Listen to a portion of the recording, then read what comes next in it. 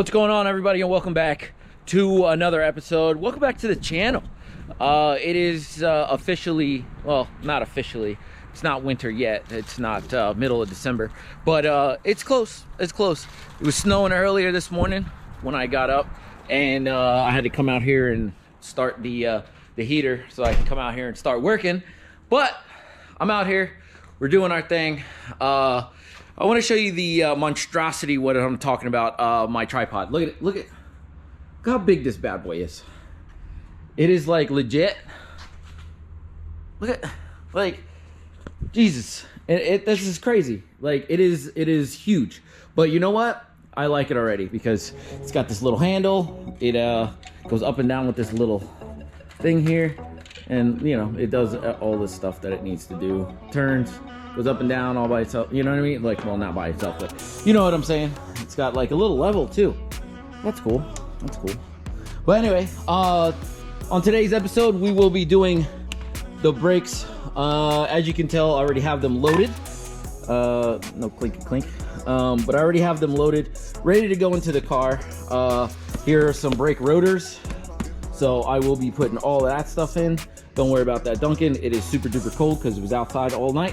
Anyway, back to the car. I will say this. So I gotta look. Let me get my, like, I broke my big, well, not my big flashlight, but my okay flashlight. But I found out. Can you guys see down there? You see that little bolt there? That little bolt there is to the it's the stock oil. It's the stock oil feed line for the turbo. So what that does is pretty much feed oil to the stock turbo. It's really not that super difficult.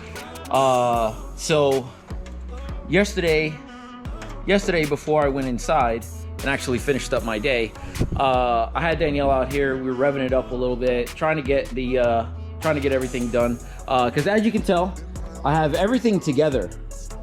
Everything is all together. I bled mostly bled the system because, so what was happening is that I was going off of this spot here to bleed and do the air bubbles and all that jazz. That's bad because it's not the highest point in the system. The coolant expander tank is the highest point in the system. So there was air trapped up there, so I couldn't really get it to, the fan turned on, but the, what do you want to call that? The thermostat didn't open, which kind of sucked. It had heat in the car, heat out here, but it just was not, it just was not good. So that was a big problem. So it really did suck, but it is what it is. I got it to the point where, like, I was happy with it. But now what we're gonna do is we're gonna concentrate on getting that oil leak fixed, and we're gonna get the brakes and rotors all done because I need to take this bad boy for a ride. Well, after I get that fixed. But yeah, so I'm gonna put this bad boy in the air, and we're gonna get this shit rocking. So let's go.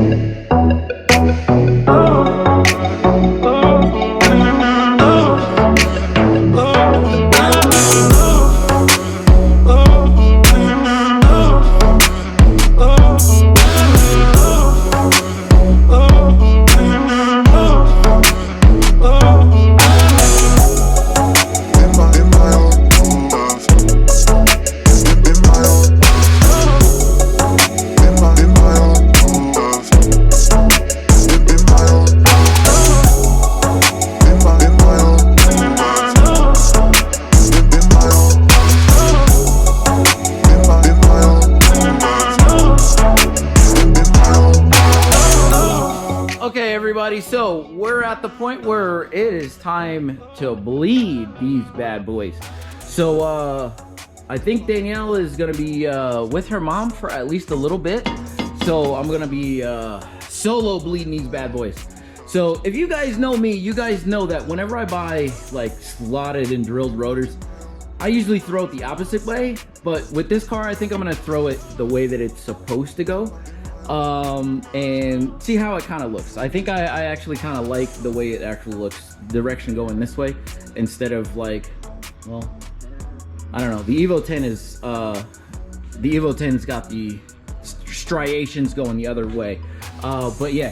So we are at the point where we need to bleed. Oh, I gotta put this bad boy in. So never forget this. This is the dust boot. I gotta find it when it's blowing outside really hard.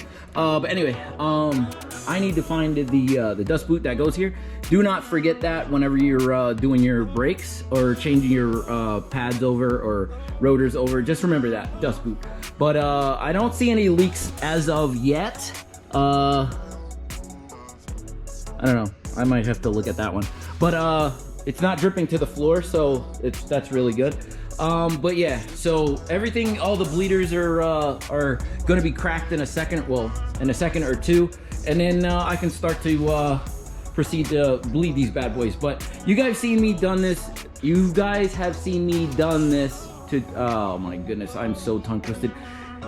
You guys know what to do. I've done this before. I've showed you before. So I'll link in the description how to bleed your own brakes by yourself. So I'm gonna just do this off camera, and we'll come back whenever it's all done. So let's go. Okay, everybody. So I got the brakes and rotors on. Boy, oh boy, they look fantastic, fantastic. Just look, whoo, look at how good they look. Jesus, man, they look fantastic. They look fantastic. But yeah. So, onto the engine. I did take some time because like it would have been hard for me to actually get in there. The spot that I told you was leaking.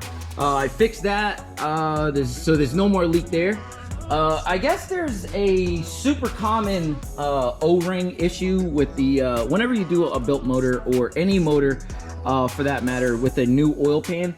I guess the what do you want to call that? The O-ring that goes down into from the dipstick to the oil pan always leaks. So I tried to take care of that while I was you know, in here like off camera. So I made a little bit of a mess on the floor, but I cleaned most of it up. But yeah, so it's time to get these wheels on and try to take them for a ride. So what I didn't show you guys was I got the wheels done, and here they are here.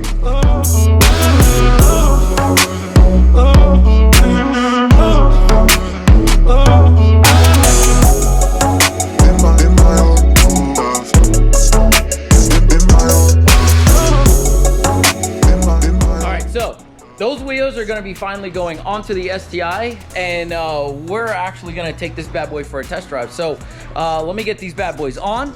Let's get it pulled out, and hopefully there's no more leaks that I have to worry about my brand new driveway getting all inked up. But yeah, just watch me work.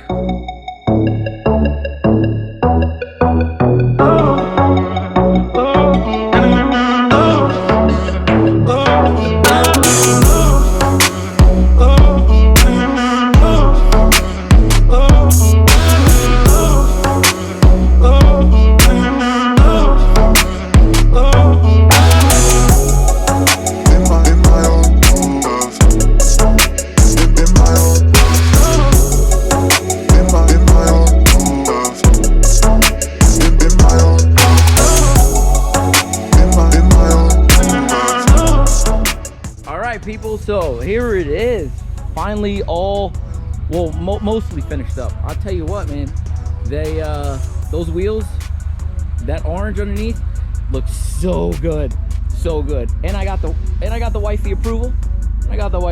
So which is really good. So what I'm gonna do is I'm gonna go test drive this bad boy up and down the block and see how it feels. Nothing too crazy, just give it a couple, you know, shifts or whatnot and see how it feels. Right off the jump, I think I do feel something. It's a little weird. The reverse lockout is really weird. I think all the gears actually are really weird. So it reminds me of like a messed up bushing or something like that. So I'm gonna try to look into that. But as you can tell, the car is it looks really good the way it is right now. So let's go take it for a ride, and I'll report back when I'm done.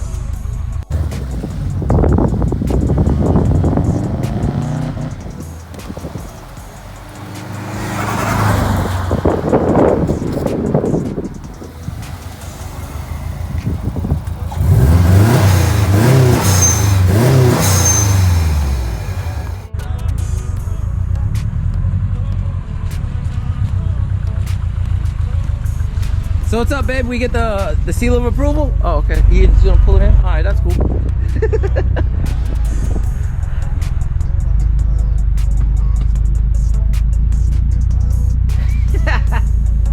Seal of approval, babe. Thumbs up. Thumbs up. Thumbs up. All right, people. So this is where we're gonna leave this one off. Oh, don't roll back into me, babe. All right. This is where we're gonna leave this one off. It's a very successful test drive. I need to find out what's going on with the shifter bushings. I think that it's either worn or something like that. But it's still gonna smoke a little bit just because, one, all the new parts, and two, I pulled the dipstick out, and it was definitely overfilled, but I wanted to make sure it had sufficient oil. So yeah, maybe next video we'll investigate on what's going on with those shifter bushings. But yeah, we'll definitely get more into it. The tune that I got from JR, it looks like there's a 3,800 RPM rev range, so just to break in the motor. So as soon as I make sure that the you know, shifter bushings are all good, I'll take it to go and get inspected in my state and do everything that I need to do. But yeah, very successful, I tell you that, man. Like, the STI looks good, it feels good so far, and I'm very, very happy with everything so far. So very, very happy. So yeah, if you like this video, like, comment, subscribe. Maybe hit that bell for notifications. Maybe think about sharing it. I will have more STI projects, as you saw. And yeah, I'll definitely see you on the next one, all right?